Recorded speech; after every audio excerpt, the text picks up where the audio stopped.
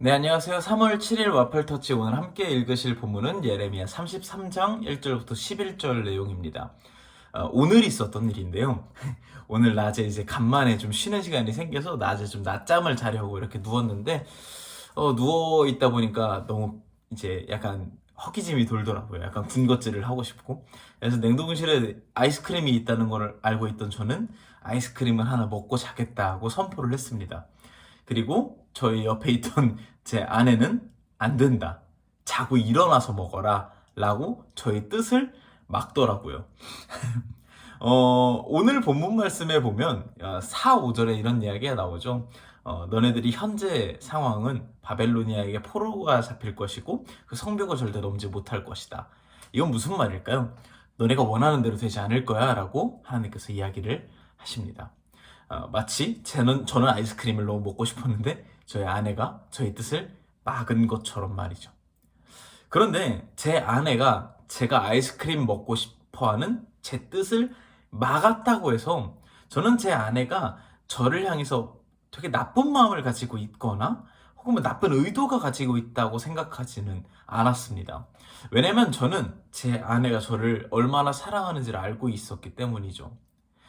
누군가가 내 뜻을 막는다. 내가 원하지 않는 대로 나를 이끈다. 그리고 때때로는 내가 원하는 바의 반대 방향으로 나의 삶을 이끌어 간다라고 했을 때 그것은 굉장히 많은 불안감과 불만과 불편함을 가져다 주는 행위입니다.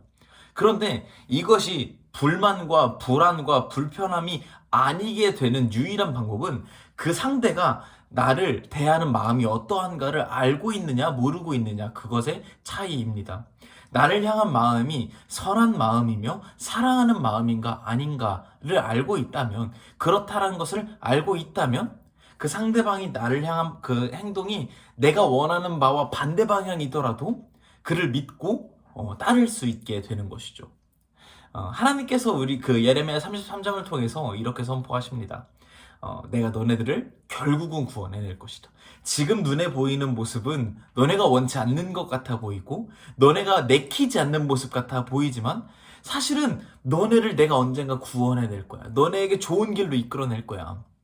이렇게 약속을 하시면서 오늘 본문 말씀 10절 11절에 너네가 내 말을 믿어주는 근거가 무엇이냐면 나는 선하고 너희를 향한 사랑을 영원히 베풀 것이기 때문이야. 내가 그런 하나님이기 때문이야. 그러니까 내 말을 믿어줘. 지금 눈앞에 있는 상황과 환경이 너네 뜻처럼 펼쳐지지 않는 것 같아도 너네를 향한 나의 마음이 선하다는 것과 사랑하다는 마음을 알고 있다면 내 말을 믿어줘라고 하나님께서 이야기를 하고 계십니다.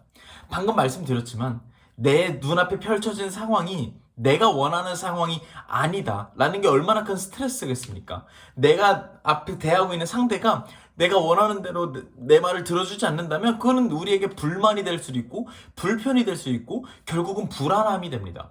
근데 그 상대가 나를 향한 그 마음이 선하다라는 것을 알았을 때, 나를 사랑한다라는 걸 알았을 때 우리는 그를 믿을 수 있게 됩니다.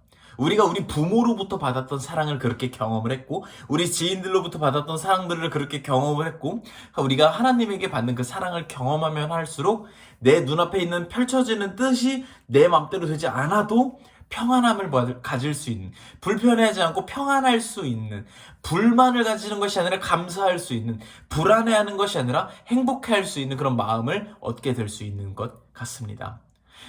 그렇다고 해서 아까 다시 이야기로 돌아와서 저한테 아이스크림을 지금 먹지 말고 자고 일어나서 먹어라, 배탈 난다 라고 이야기했던 제 아내의 말을 제가 들었을까요?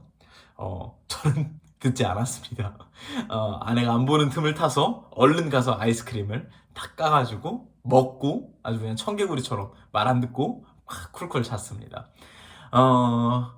그럼에도 불구하고 제가 여전히 믿는 건 이렇게 말도 안 듣고 제멋대로 까불까불거리는 남편이지만 제 아내는 저를 그럼에도 불구하고 계속 사랑해 줄 거라는 믿음이 있습니다. 계속 저에게 선한 마음을 품어줄 거라는 믿음이 있습니다. 하나님께서 저희를 향한 마음도 그러시겠죠. 하나님께서 우리를 선하게 우리를 향한 마음이 선하시고 사랑하시고 계시기 때문에 우리를 하나님께서 좋은 길로 이끌어 가고 계시지만 그럼에도 불구하고 그 길은 내가 원하는 길이 아닙니다. 내가 원하는 길은 여기에 있습니다. 저쪽입니다. 라고 반항하면서 하나님 말을 안 듣는 사람들이 얼마나 많이 있습니까? 제가 그렇고 또 여러분이 그러시겠죠. 그럼에도 불구하고 하나님이 우리를 향한 그 선한 마음과 사랑하는 마음을 끊이질 않고 여전히 품고 계십니다. 여전히 선한 마음으로 우리를 사랑하고 계시고 여전히 사랑하는 마음으로 우리에게 선한 것을 베풀려고 하십니다. 그리고 그 선함과 그 사랑하심이 우리를 포기할 수 없었던 그 선함과 사랑하심이 우리를 쫓아와서 결국은 어떻게 그걸 보여주셨냐면 예수님께서 우리를 너무 사랑하셔서 하나님의 말을 잘 듣지 않는 우리임에도 불구하고 영원히 함께하고 싶으셔서 예수님께서 십자가에 달리시는 그런 선택을 하시게 됐던 것입니다. 그런 사랑을 받은 우리이기에, 그런 선한 마음을 받은 우리이기에 우리는 여전히 하나님 말을 듣지 않아도 하나님의 그 선함과 사랑 안에 거하고 있는 것이겠고요. 그렇기 때문에 지금 눈앞에 펼쳐진 상황이 불편하고 불만스럽고 불안한 상황이어도 불편하지 않을 수 있고 불만을 갖지 않을 수 있고 불안하지 않을 수 있게 되는 것 같습니다. 하나님께서 나를 얼마나 사랑하시는지, 얼마나 선한 마음으로 여기시는지 이것을 실감하는 것이, 그걸 다시 생각하는 것이, 다시 상기하는 것이 우리의 신앙생활의 전부라고 해도 저는 여한이 아니다. 신앙생활의 전부라고 해도 부족하지 않다라는 생각이 듭니다. 오늘 하루 우리가 살면서 하나님께서 나를 향한 마음이 어떤지, 나를 향한 그 생각이 어떠신지 이런 것들을 함께 생각해 보셨으면 좋겠고요. 마지막으로 찬양 한 곡이 떠오르네요. 굉장히 오래된 찬양인데 그의 생각이라는 찬양, 강명식 찬양 인도자가 불렀던 것 같네요. 그의 생각이라고 하는 그 오래된 찬양을 한번 같이 부르면서 오늘 하루를 다짐하고 또 살아갈 수 있으면 좋겠습니다.